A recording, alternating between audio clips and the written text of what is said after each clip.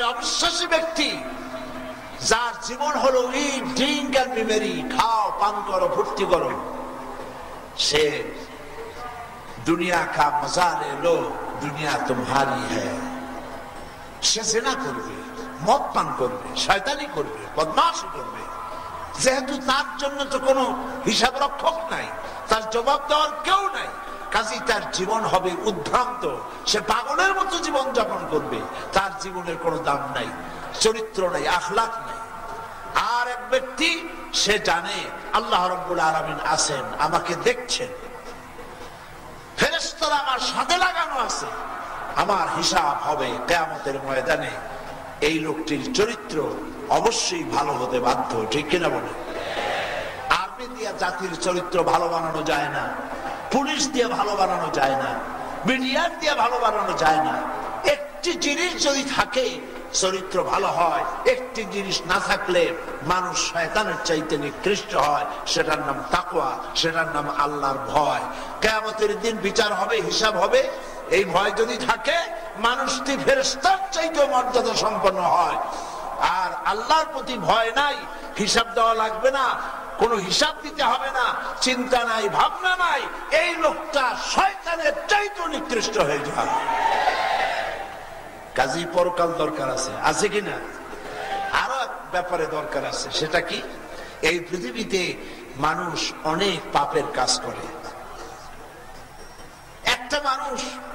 একটা মানুষকে হত্যা করেছে, তার বিনিময়ে তাকে ফাঁসির কাস্টে ঝুলায় দেয়, বিচার হয়ে গেল। কিন্তু কোন একটি মানুষের একটি ভুলের কারণে কোন দেশের লক্ষ লক্ষ মানুষ যদি নিহত হয়, অথবা তার কারণে তার নির্দেশে যদি লক্ষ লক্ষ মানুষ মারা যায়, তাহলে ওর জীবন তো একটা, বিচার কি করা সম্ভব? একজনের মৃত্যুর জন্য তাকে ফাঁসি দিলে, কিন্তু ফাঁসি তো 50,000 বার দেওয়া যাবে না একজনের, ঠিক কিনা? সেই জন্য জিনা করলো, মদ খাইলো, শয়তানি করলো, বদমাশি করলো, এইসব কাজের জন্য নিশ্চয়ই শাস্তি পাওয়ার জন্য একটা জায়গা থাকা উচিত। সেই জায়গার নাম হলো কিয়ামত, সেই জায়গার নাম হলো আখিরাত, পরকাল। আবার এই দুনিয়ার মানুষ অনেক ভালো কাজ করে, সেই ভালো কাজের পুরস্কার নামাজ পড়ে, রোজা রাখে, হজ করে, যাকাত দেয়, তাহাজ্জুদের নামাজ পড়ে, আল্লাহর দ্বীন কায়েমের জন্য মিছিল করে, মিটিং করে, মার খায়, জেলে যায়, শহীদ হয়। এত কষ্ট করলো, তার জন্য একটা লং টাইম থাকা দরকার, যেখানে তাকে এর পুরস্কার দেওয়া হবে। সেই ধরনের একটি জায়গা আল্লাহ পাক করে রেখেছেন, তার নাম হলো আখিরাত। এই পৃথিবীটা খেল তামাশার বিষয় নয়। আপনারা এই কথা কিছুতেই মনে করবেন না যে পৃথিবীতে আসছেন কিছুদিন খেলাধুলা করবেন, লেখাপড়া করবেন, বিয়ে শাদী করবেন, বাচ্চা হবে, বাড়ি ঘর বানাবেন, তারপরে ফট করে মরে যাবেন, সব শেষ হয়ে যাবে না। আল্লাহ রাব্বুল আলামিন বলেন, আফাহাসিবতুম আন্নামা খালাকনাকুম আবাসান ওয়া আন্নাকুম ইলাইনা লা তুরজাউন। তোমরা কি মনে করেছো নাকি তোমাদেরকে আমি এমনি এমনি নিরর্থক সৃষ্টি করেছি? তোমাদেরকে নিরর্থক ভাবে সৃষ্টি করা হয় নাই, বিরাট একটা উদ্দেশ্য নিয়ে তোমাদেরকে সৃষ্টি করা হয়েছে। আর তোমাদের সকলকেই একদিন আমি আল্লাহর কাছে ফিরে আসতে হবে। আয়াহসাবুল ইনসানু আইয়ুতরাকা সুদা। মানুষ কি ভেবেছে তাকে এমনি এমনি ছেড়ে দেওয়া হবে? না, এমনি এমনি ছেড়ে দেওয়া হবে না। এই পৃথিবীতে আসছো, এই পৃথিবী একদিন পরিসমাপ্তি ঘটবে, এরকম থাকবে না, দুনিয়াটা পরিসমাপ্তি ঘটে যাবে। দেখেন, কোরআন শরীফের মধ্যে আরো একটি কেরামতি হলো এই, কোরআন শরীফের আরেকটি মুজিজা হচ্ছে এই, কোরআন যা বলে স্পষ্ট করে বলে, সুবহানাল্লাহ বলে। এর মধ্যে কোনো যদি নাই, হইতে পারে এমন কথা নাই। যেমন আবহাওয়াবিদরা বলেন আগামীকাল কুমিল্লা, ফেনী, নোয়াখালী, চট্টগ্রাম এর উপর দিয়ে 280 মাইল বেগে ঝোড়ো হাওয়া, বজ্রপাত সহ ঝোড়ো হাওয়া প্রবাহিত হতে পারে। আবার কথাও বলতে পারে কুতুবদিয়া, সন্দ্বীপ, হাতিয়া, এই দ্বীপাঞ্চলগুলির উপর থেকে 10 ফুট জলোচ্ছ্বাস প্রবাহিত হতে পারে, কিন্তু হবেই এই কথা বলতে পারে না, ঠিক কিনা বলে? যত আধুনিক যন্ত্র হোক, হবেই এ কথা বলতে পারে না, হইতে পারে, কথা ঠিক কিনা বলুন? কোরআনে কারীম এ কথা বলে নাই কিয়ামত হইলেও হইতে পারে, কবরের আযাব একটা থাকতেও পারে, জান্নাত জাহান্নাম বলে কোন জিনিস হলেও হতে পারে। আছে না কেমন কথা? সমস্ত কথাগুলি ডাইরেক্ট, সমস্ত কথাগুলি কনফার্ম, সুনিশ্চিত করে আল্লাহ রাব্বুল আলামিন বলছেন এই পৃথিবীর এই অবস্থা থাকবে না, একদিন এই পৃথিবী ধ্বংস হয়ে যাবে। আল্লাহ পাক কোরআনে কারিমে বলেন ইযাস সামাউ ফাতারাত ওয়া ইযাল কাওয়াকিবু ফাতারাত ওয়া ইযাল বিহারু ফুজ্জিরাত ওয়া ইযাল কুবুরু বুসিরাত।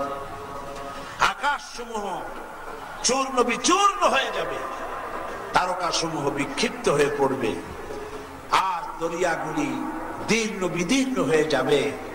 কবর মাটির ভিতর থেকে যা কিছু মাটির মধ্যে আছে সব উদ্গীরণ করে দেবে, মাটির মধ্যে যা আছে কিচ্ছু থাকবে না। সমস্ত প্রাণী মাটির মধ্যে যাদের কবর হবে, মাটিতে যেগুলো বিলুপ্ত হয়েছিল সব উঠে আসবে। কান্নাহুম জারাদুন মুনতাশির। বন্যা হওয়ার আগে যেমন ফড়িংগুলি মাটির তলা থেকে উঠে আসে, পৃথিবীর মাটির ভিতরে যা কিছু লুকায়িত ছিল সব কিয়ামতের দিন উদ্গীরণ হয়ে যাবে। আল্লাহ রাব্বুল আলামিন কোরআনে কারীমের মধ্যে পরকালের ওই বিভীষিকাময় অবস্থার কথা মানুষকে শোনায় দিচ্ছেন। এই পৃথিবীটি যা তোমরা মনে করছো এইভাবে জীবন চলবে না, সময় আসবে যখন সব কিছুকে লন্ড ভন্ড করে দেওয়া হবে। আল্লাহ পাক কোরআন শরীফে বলেছেন ফাইযা বারিকাল বাসারু ওয়া খাসাফাল কামারু ওয়া জুমিআশ শামসু ওয়াল কামার। যখন চক্ষু বিস্ফারিত হয়ে যাবে, চাঁদ তার আলো হারিয়ে ফেলবে, চন্দ্র আর সূর্য একাকার হয়ে যাবে। এখনই বিজ্ঞানীরা বলছেন সূর্য আগের উত্তাপ থেকে তার উত্তাপ কিছুটা কমে যাচ্ছে। কিয়ামতের পূর্বে এমন অবস্থা হবে, চাঁদ নিষ্প্রভ হয়ে যাবে, তার আলো থাকবে না, সূর্য তার আলো হারিয়ে ফেলবে, দুটো একাকার হয়ে যাবে। রব্বুল আলামিন আবার বলছেন وحملت الأرض والجبال فدكتا دكة واحدة। জমিন ও পাহাড়গুলোর মধ্যে সংঘর্ষ বাঁধিয়ে দেওয়া হবে এবং এক আঘাতে পাহাড় আর জমিন চূর্ণ বিচূর্ণ হয়ে যাবে। সুবহানাল্লাহ, সুবহানাল্লাহ। কি বিশাল ক্ষমতার মালিক আল্লাহ রাব্বুল আলামিন। সুবহানাল্লাহ। রাতকে দিন বানাতে পারেন, দিনকে রাত বানাতে পারেন, সাগরকে নগর বানাতে পারেন, নগরকে সাগর বানায় দিতে পারেন। আহাম্মকরা বিশ্বাস করে না, ঠিক কিনা গো?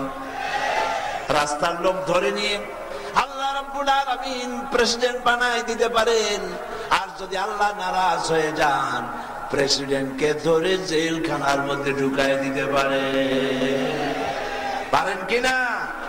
প্রচন্ড ক্ষমতার মালিক, বিশাল আকাশ জমিন পাহাড় পর্বত একটার সাথে আর একটা সংঘর্ষ লাগিয়ে দিয়ে চুরমার করে দিবে।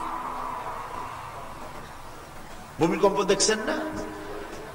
ভূমিকম্প পায় এমনি এমনি হয়, মাটির নিচে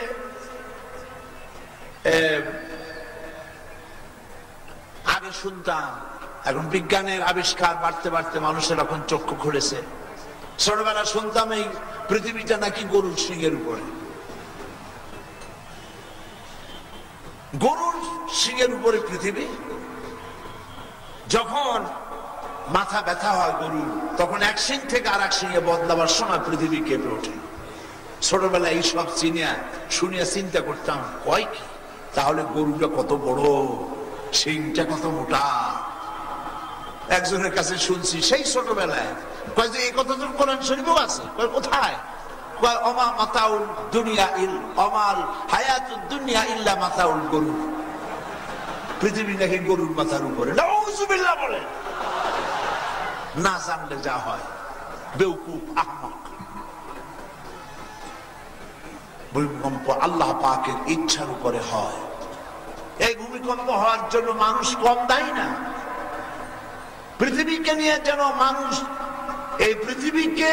মানুষকে নিয়ে যেন পৃথিবী নড়াচড়া না করে, সেজন্য আল্লাহ পাক পাহাড় তৈরি করেছেন। মানুষেরা তাদের সুবিধার জন্য সমানে পাহাড় কাটতেছে, প্রাকৃতিক ভারসাম্য নষ্ট করতেছে মানুষ নিজেই। ওজোন স্তরে ফাটল ধরিয়েছে, গ্রিন এফেক্ট হয়েছে, ফলে মানুষের জন্য পৃথিবী বসবাসের অযোগ্য হয়ে যাওয়ার উপক্রম হচ্ছে। ভূমিকম্প কেমনে হয় এই দৃশ্য আমার চোখে দেখেছি। ওয়াশিংটনে আমাকে দেখানো হয়েছে। আজ থেকে কয়েক বছর আগে লস অ্যাঞ্জেলেসে ভূমিকম্প হয়েছিল। টিভি পর্দার ভিতরে বিরাট স্ক্রিনে সেই ভূমিকম্পের দৃশ্য দেখলাম। সমুদ্রে যেভাবে পানির ঢেউ হয়, মাটির ভিতরে এরকমের ঢেউ হচ্ছে, এবং এই ঢেউয়ের মধ্য দিয়ে রাস্তা একতলা না। আমাদের দেশে যেমন বহুতল বিশিষ্ট বিল্ডিং, আমেরিকায় বহুতল বিশিষ্ট ভাবে রাস্তা রয়েছে, দোতলা, তিনতলা, চারতলা এরকম রাস্তা। পাটি সাপটা পিঠা আছে না, কি বলে এটা, এরকম পেঁচানো, এরকমের পেঁচাইয়া রাস্তাগুলি, গাড়িগুলি ডিমের পোষ হয়ে যাচ্ছে। রাস্তাগুলি পেঁচিয়ে বিল্ডিং গুলি ভাঙা শেষ হয়ে যাচ্ছে। আল্লাহ পাক মানুষকে দেখাচ্ছেন আল্লাহ পাকের ক্ষমতা।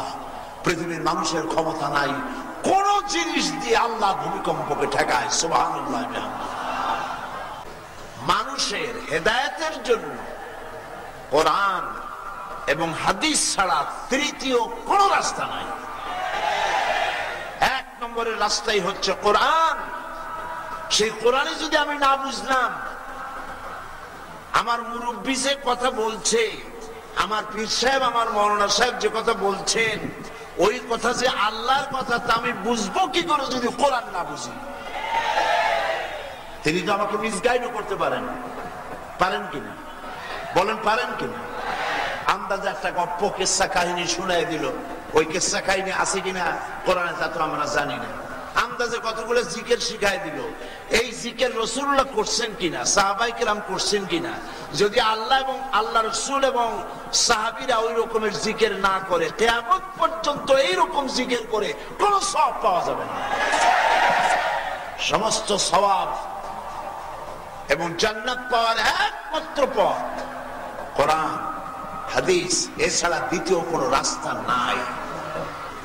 সেই জন্য কোরআন বোঝা সহজ না কঠিন? আপনাদের কাছে আমি প্রশ্ন করি, কোরআন বোঝা সহজ না কঠিন?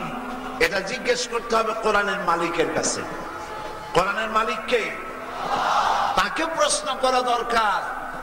হায় আমার রব, তোমার কোরআন বোঝা সহজ না কঠিন? তুমি জবাব দাও। দুনিয়ার মানুষ এই প্রশ্ন করার অনেক আগে রব্বুল আলামিন কোরআনে কারিমের ভিতরে সওয়ালে মুকদ্দারের জবাব দিয়ে দিয়েছেন। প্রশ্ন করার আগেই আল্লাহ রাব্বুল আলামিন বলে দিয়েছেন, ওয়ালাকাদ ইয়াসসারনাল কুরআনা লিযিকর। অবশ্যই আমি কোরআন শরীফকে মানুষের কাছে বোঝার জন্য সহজ করে দিয়েছি। আল্লাহ বলছেন বোঝার জন্য সহজ করছি।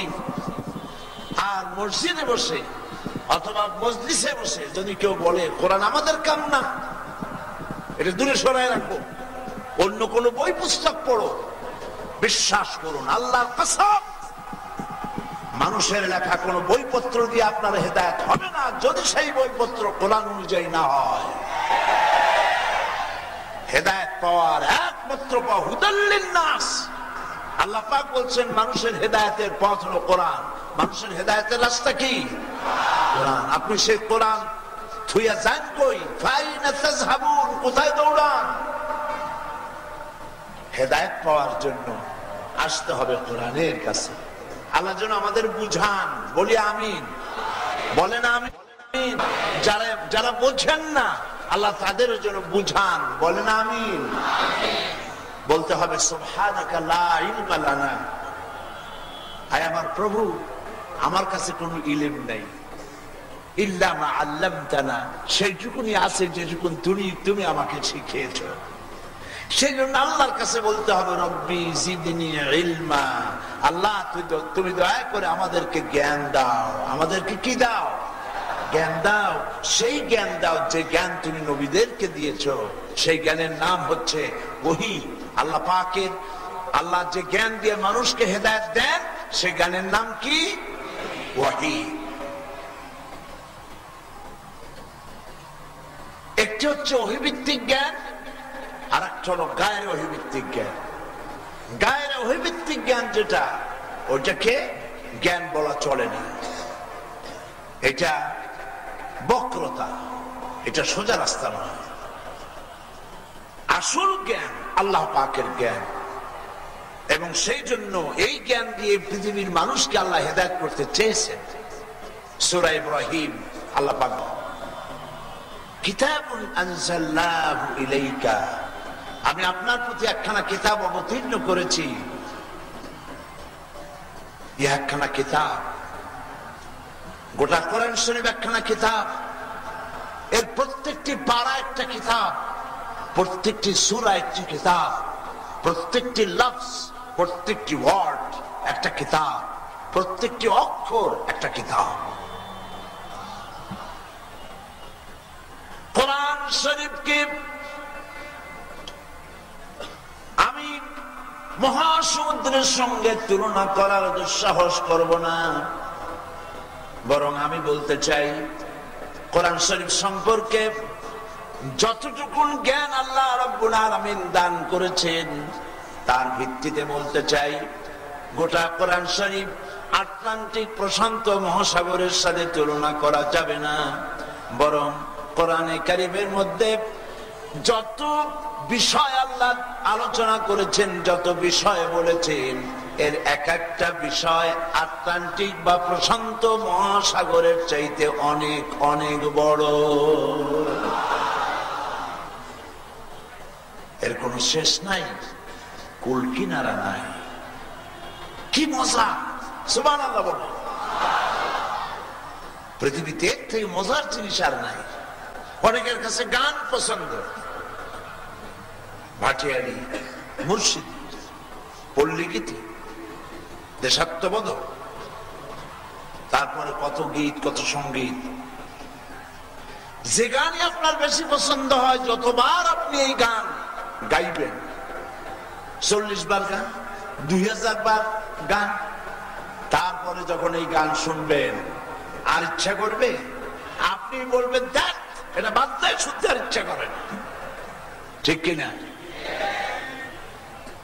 কোরআনে কারীমের সূরা ফাতিহা প্রত্যেক নামাজের প্রতি রাকাতে পড়তে হয়।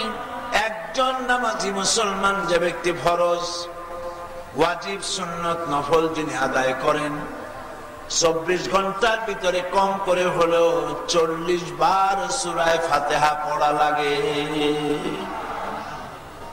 এতবার সূরা ফাতিহা পড়ার পর, শোনার পর কেউ কি কোনদিনে কথা বলেছে যে না আর সহ্য হয় না, সূরা ফাতিহার জ্বালায় মসজিদে যাইতেই পারি না, এটা বাদ দাও, কুল আল্লাহ দিয়ে শুরু করো? বলবে কেউ? কেউ বলবে না। যত শুনবে তত মজা লাগবে।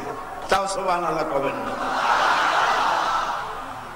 দুনিয়ায় যত বই আছে, যে লেখকের বই, যেই লেখক আপনার যত প্রিয়, আপনার প্রিয় লেখকের বই আপনি যতবার পড়বেন, 10 বার পড়েন, 20 বার পড়েন, তারপরে মন বলবে আর পড়তে ইচ্ছা করে না।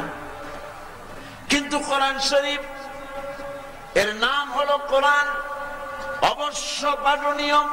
তাম পৃথিবীর বুকে যেই কিতাবখানা সব থেকে বেশি পড়া হয়েছে এবং সব থেকে বেশি পড়া হয়, সেই কিতাবের নাম বলে,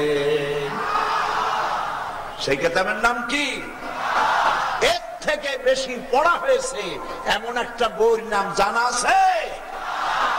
দুনিয়াকে চ্যালেঞ্জ, এর থেকে বেশি পড়া হয়েছে পৃথিবীতে এমন কোন কিতাব? রাতে পড়ে, দিনে পড়ে, 24 ঘন্টায় একটা মিনিট এমন নাই যখন কোরআনে কারিমের তেলাওয়াত হয় না। আমি চিন্তা করবো, রাত 12টা 2টার সময় আমরা ঘুমায় থাকি, তখন কেনা তেলাওয়াত করে? আপনার এখানে যখন রাত 12টা বেলা, আপনার এখানে রাত যখন 1টা বা 2টা রাতে, তখন তো আমেরিকায় বেলা 1টা বা 1:30, তখন তো এখানে জোহরের নামাজে তেলাওয়াত হচ্ছে, ঠিক কিনা? পৃথিবীর সময়ের আবর্তনে ঘূর্ণায়মান এই চক্রের মধ্য দিয়ে পৃথিবীর সর্বত্র দিন রাত 24 ঘন্টা সব থেকে বেশি তেলাওয়াত হয় যে কিতাবে, সেই কিতাবের নাম কোরআন। সুবহানাল্লাহ। এই কোরআন শরীফ আল্লাহ পাক দিয়েছিলেন ভাগ্যকে চমকায় দেওয়ার জন্য। কোরআনের কাছে যাইতে পারলাম না, কারণ কোরআন আমাদের লোকেরা বোঝে না। যত বড় বুদ্ধিজীবী কোন, কোরআন বানান করে কেমনে তাও জানে না। আবার বলে কি, আমরা যখন তাফসীর করি, ওদের তো পত্রিকা আছে, পার্শ্ববর্তী দেশের টাকায় পত্রিকা চলে, বিশাল বিশাল বিল্ডিং ওঠে, ঠিক না? বলে ওরা বলে কোরআনের তাফসীরের নামে কোরআনের অপব্যাখ্যা করা হয়। আরে বাবা, ব্যাখ্যা বুঝলে না অপব্যাখ্যা বোঝা যায়? তুমি কি কোরআনের ব্যাখ্যা জানো? তো ব্যাখ্যাই তো জানো না, তো অপব্যাখ্যা তুমি বুঝো কি করিয়া?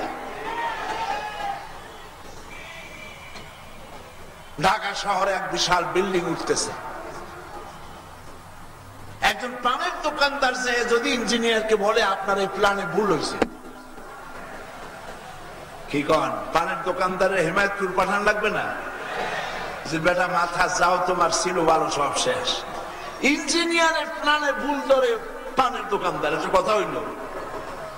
বড় ব্যারিস্টার আর্গুমেন্ট করতেছে হাইকোর্টে আসামির পক্ষে, সদরঘাটের এক পুলিশে কয় আর্গুমেন্টের জাত না, আমি বলবো।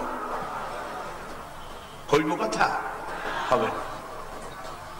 আমাকে যদি বলেন এখানে অনেক রেডিও টেলিভিশনের দোকান আছে, নষ্ট হয়ে গেছে, সারবার জন্য আনছে, এত তো লম্বা লম্বা বক্তৃতা করেন, পারলে টেলিভিশনটা ভালো করে দেন।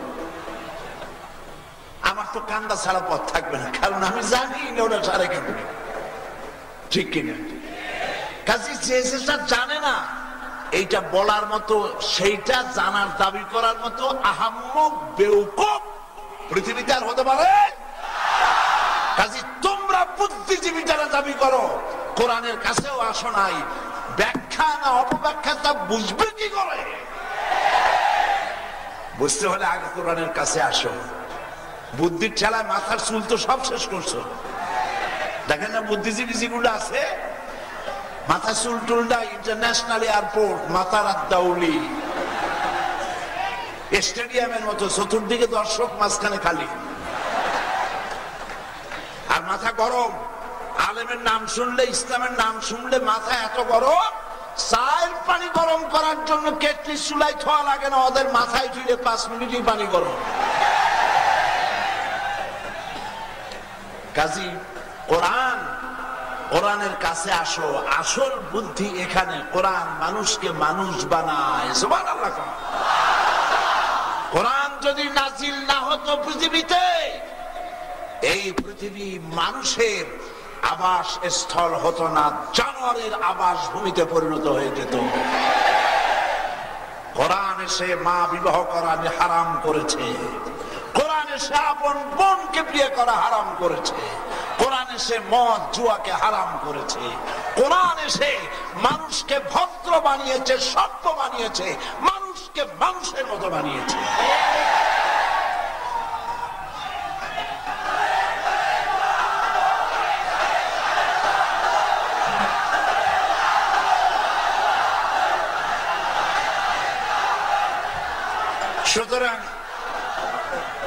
সুতরাং কোরআনের কাছে আসতে হবে। কিসের কাছে আসতে হবে? কোরআনের কাছে আসতে হবে। কোরআন এক বিশাল মহাসমুদ্র। কিছু শিখতে চাও, কোরআনের কাছে আসো। যেসব নেতাদের পিছনে ঘোরো, এ কথাগুলি বলবো ইনশাআল্লাহ। বলেন ইনশাআল্লাহ। আসল জায়গায় ফিরে আসতে হবে যদি মুক্তি পেতে চাও। এখন ভূমিকাই যদি লম্বা হয়ে যায় তাহলে আসল কথা পিছনে পড়ে যাবে। সেই জন্য আসুন মূল কথায় ফিরে যায়।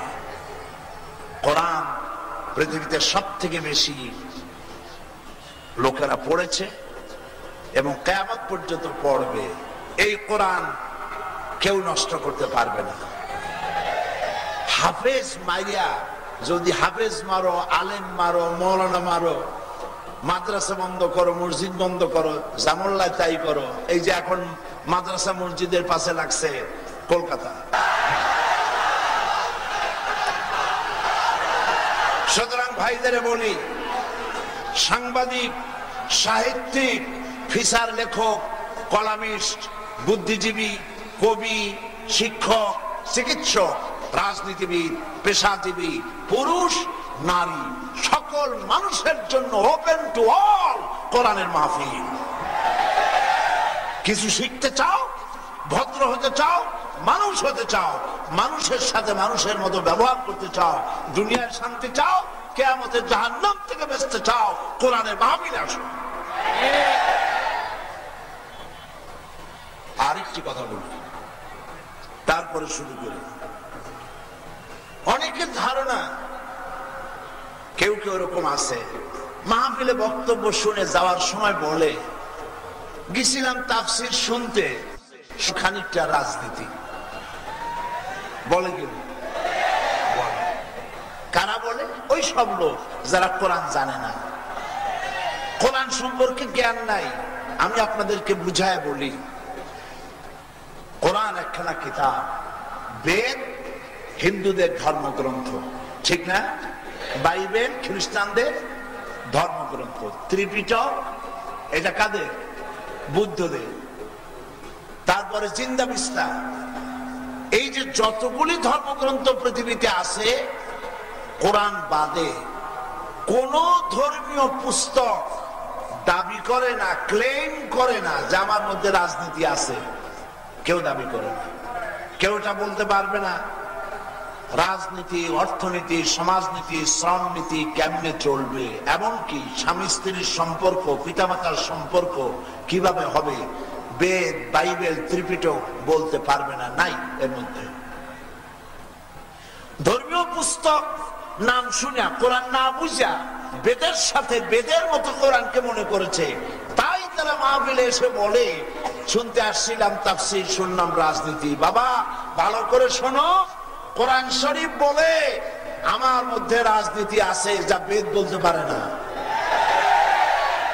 ত্রিপিটক বলতে পারে না, বাইবেল বলতে পারে না। কোরআন বলে আমার মধ্যে রাজনীতি আছে, অর্থনীতি আছে, সমাজনীতি আছে।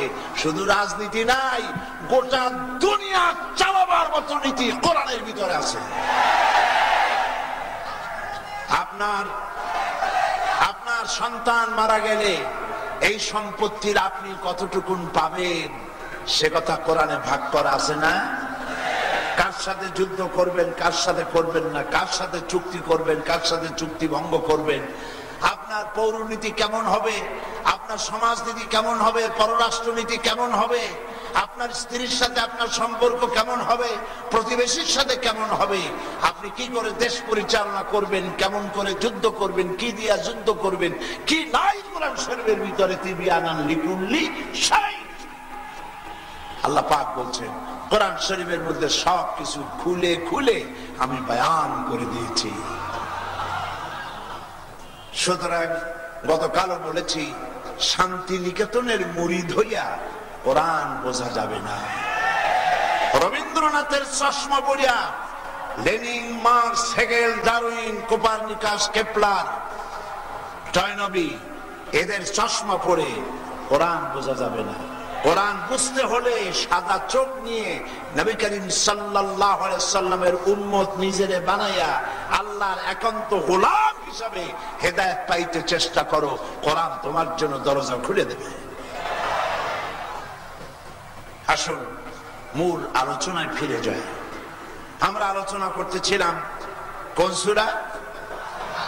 আলহামদুলিল্লাহি রাব্বিল আলামিন আর রহমানির রহিম মালিকি ইয়াউমিদ্দিন ইয়্যাকা না'বুদু ওয়া ইয়্যাকা নাস্তাঈন ইহদিনাস সিরাতাল মুস্তাকিম সিরাতাল লাযীনা আন'আমতা আলাইহিম গায়রিল মাগদুবি আলাইহিম ওয়ালাদ-দাল্লিন। আমিন।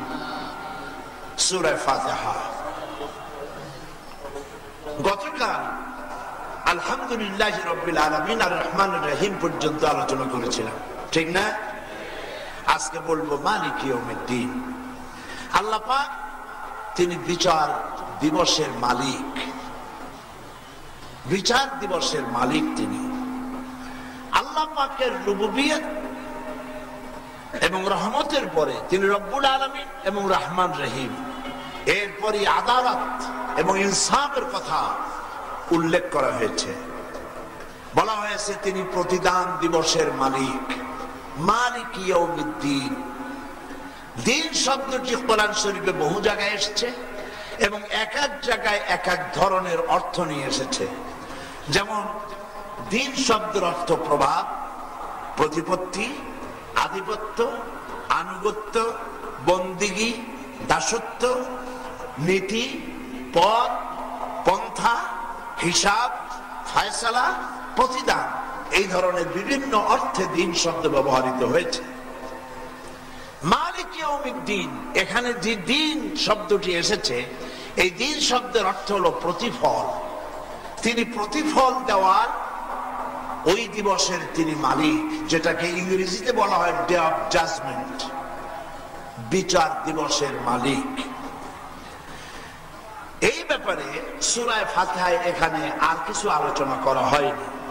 সূরা ইনফিতারে গিয়ে আল্লাহ পাক এ বিষয়ে বলছেন, ওয়ামা আদরাকা মা ইয়াউমুদ্দিন সুম্মা মা আদরাকা মা ইয়াউমুদ্দিন। বিচারের দিনটি কি তা কে তোমাকে জানালো?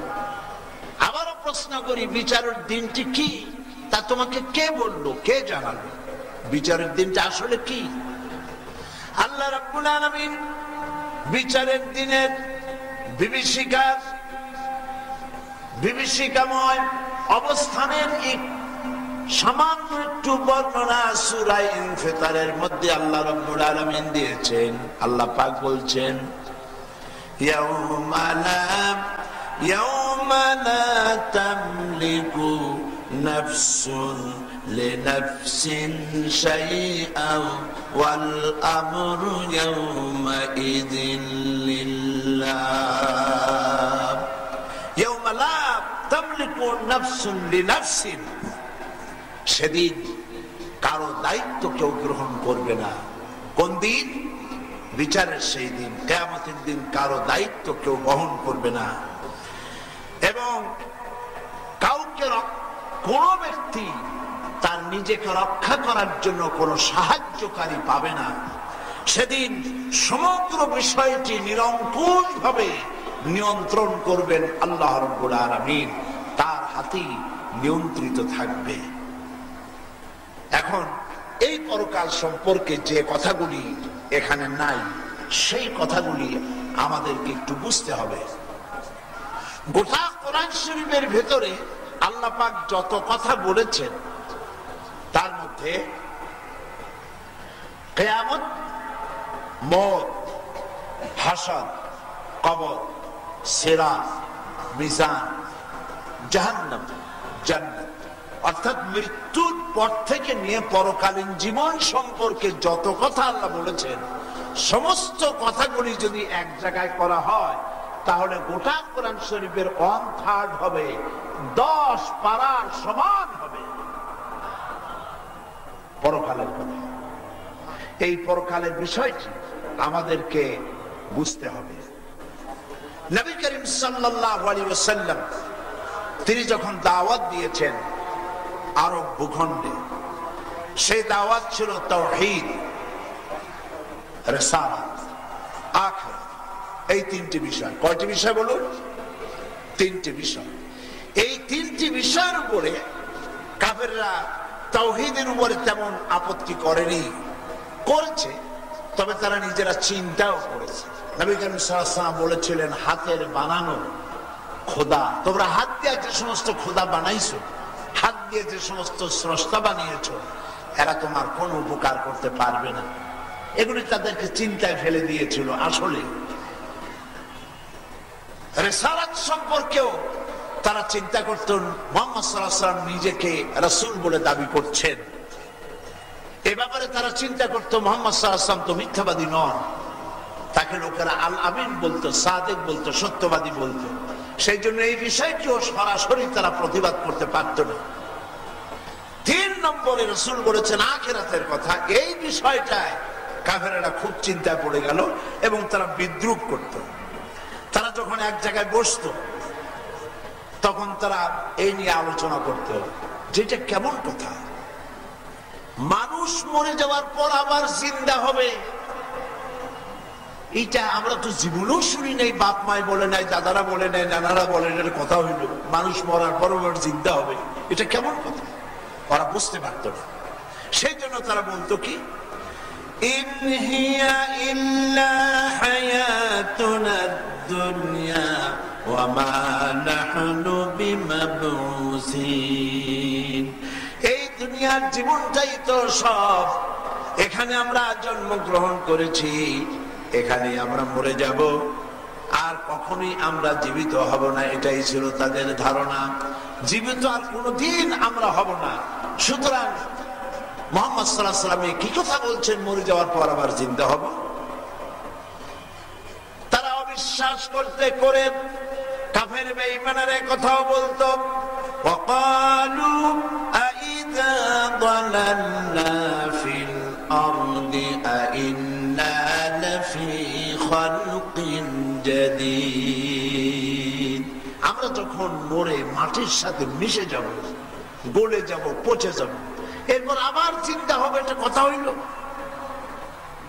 তারা আরো বলতো, ওয়াকালু আইযা কুন্না ইযামান ওয়া রুফাতান আইন্না লামাবউসুনা খালকান জাদীদা, যখন আমাদের মাংস গলে যাবে, হাড্ডিগুলো গুঁড়ো গুঁড়ো হয়ে যাবে, এরপরেও আমরা আবার জিন্দা হবে, এটা কিভাবে?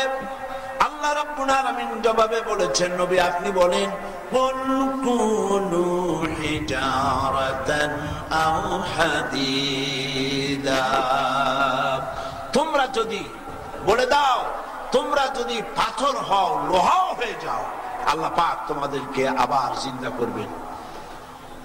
পেছনে পেছনে একটু জোরে সরে জিকির করেন, লা ইলাহা, একদম পিছনে,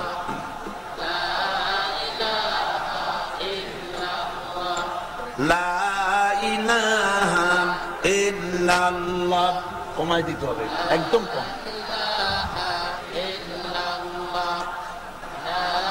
ইলাহা ইল্লাল্লাহ।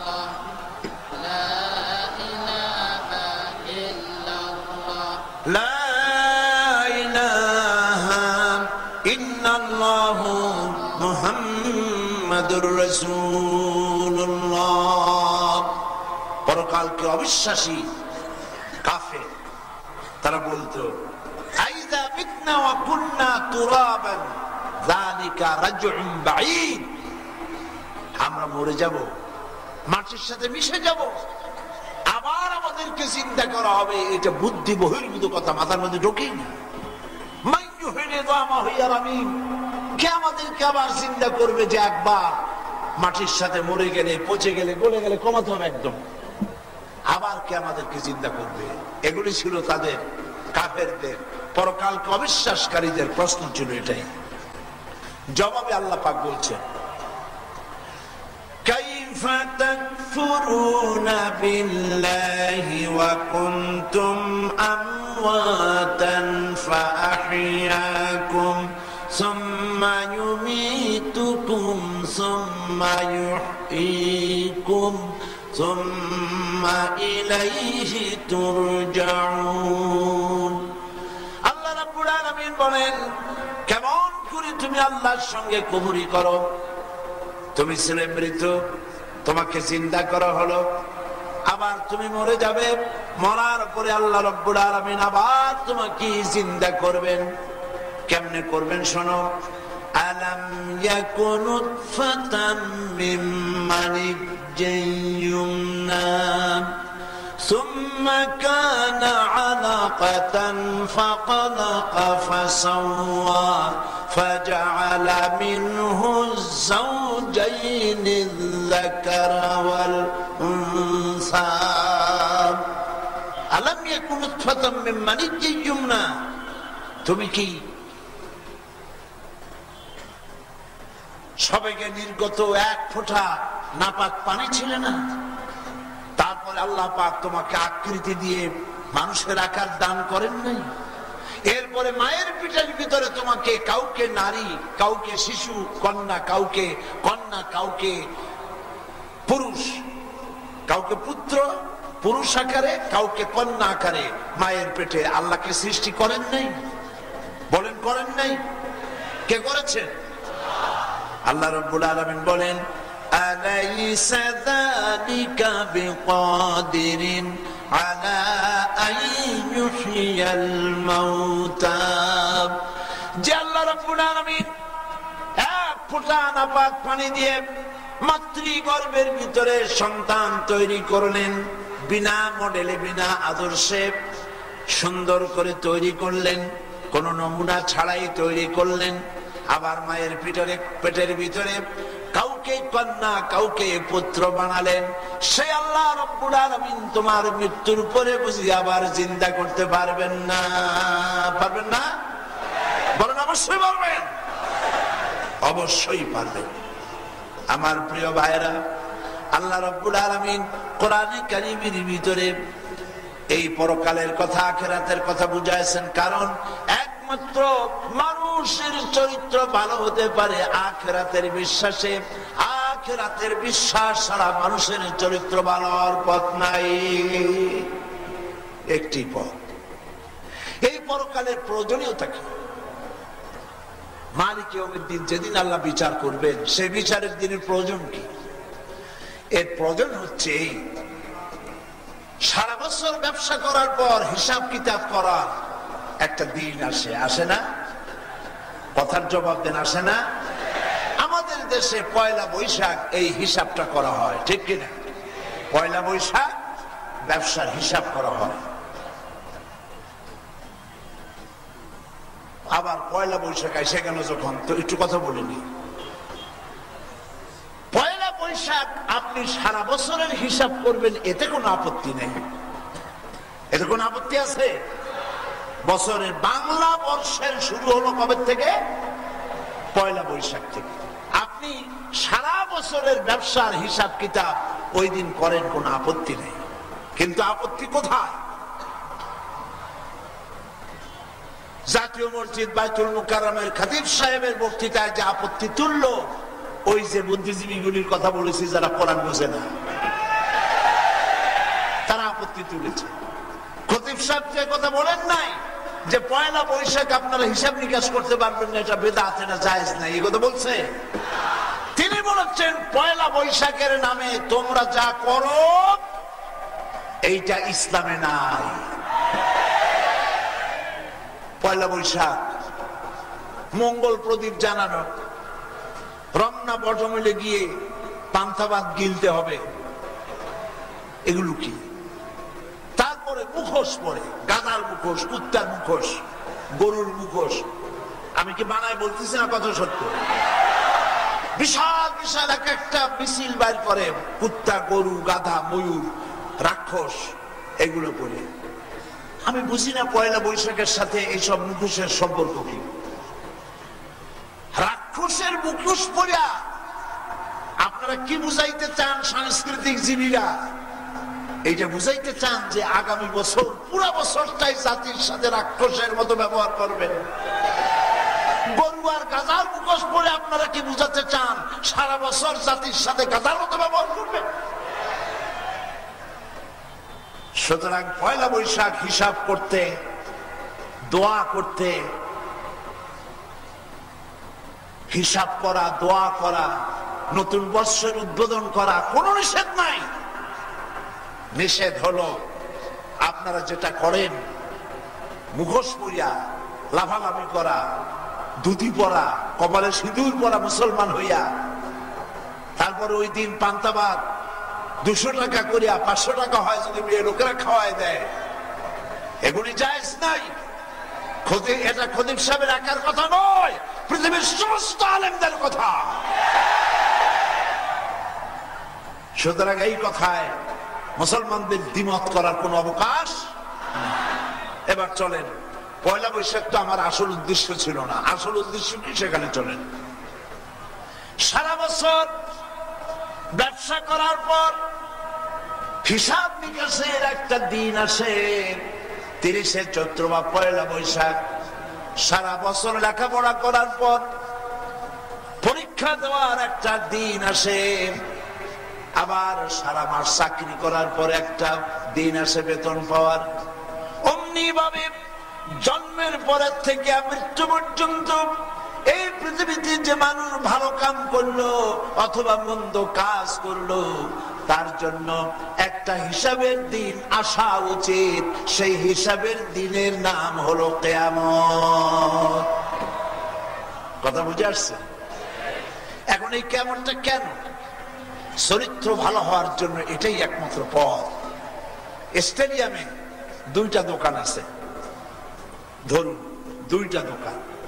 একটা দোকানের কর্মচারীদের ধারণা যে মালিক এখানে আসে না, হিসাব কিতাবের কোনো বালাই নেই, হিসাব কিতাবের কোনো খাতাপত্র নাই, আর মালিকও এখানে আসে না, জমা খরচের কোনো খাতা নাই। বলেন এই দোকানের লাভ হওয়ার মালিক এই দোকানের কোনো প্রফিট পাবে? এই দোকানের সামনে লাল বাতি জ্বলতে 6 মাসের বেশি লাগবে না, ঠিক কিনা? তার মানে হিসাব কিতাবের খাতা নাই, যা বেচবে সমানে পকেটে ঢুকাবে, ঠিক কিনা? করে পাশে আরেকটা দোকান, ওই দোকানের কর্মচারীরা জানে মালিক নিজে মাঝে মধ্যে এখানে আসে, আবার মালিকের গোয়েন্দা বিভাগের কিছু লোক আছে, তারাও মাঝে মধ্যে খরিদ্দারের রূপ ধরে আসে। বছরের শেষে হিসাব নিকাশ করে বুঝাই দিতে হবে মালে কত, বাকিতে কত, লাভ কত ইত্যাদি সব হিসাব করে বুঝাই দেওয়া লাগবে। এই কর্মচারী, এই দোকানের কর্মচারী বিক্রিত টাকা, বিক্রয় করা বিক্রয় লব্ধ টাকা পকেটে রাখতে পারবে? এটাই হলো পরকালে বিশ্বাসী আর অবিশ্বাসীদের দৃষ্টান্ত।